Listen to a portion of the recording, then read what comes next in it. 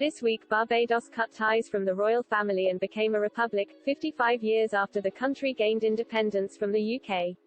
In a message to the people of the Caribbean island, the Queen, who has ceased to be Barbados monarch, sent her good wishes for your happiness, peace and prosperity in the future. Her Majesty also emphasized the importance of the continuation of the friendship with the UK. Barbados, known by some as Little England, became a republic after almost 400 years for the British monarch being head of state. Prince Charles attended the transition ceremony at National Heroes Square in Bridgetown where, just after midnight, the Queen's standard was lowered and the country's president, Dame Sandra Mason, was installed as the new head of state.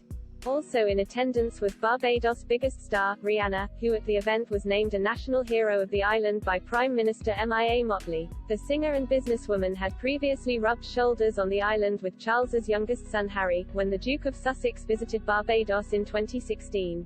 Harry met the pop singer while on a 2-week tour of the Caribbean in celebration of the Queen's 0th birthday.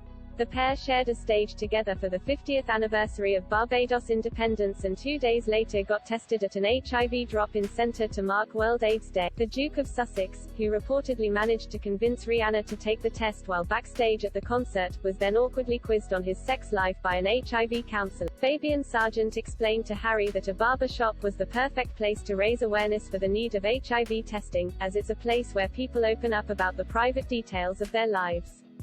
Harry responded, "Everybody tells the hairdresser everything." Mr. Sargent then brought up a range of sex-related myths that were prevalent in Caribbean culture. He said, "One of the myths is that royalty don't have sex." In a bid to change the subject, Harry replied, "And that royalty has blue blood?"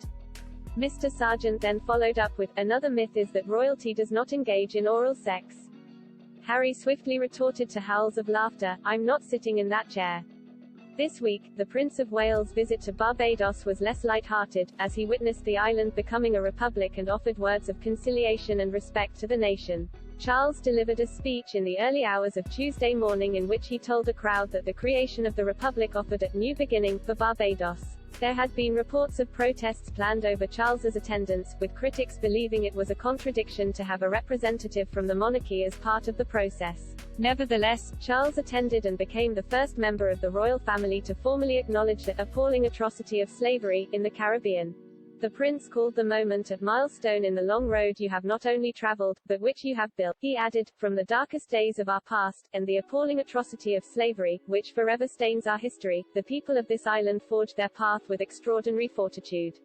Emancipation, self-government and independence were your waypoints. Freedom, justice and self-determination have been your long journey has brought you to this moment, not as your destination, but as a vantage point from which to survey a new horizon."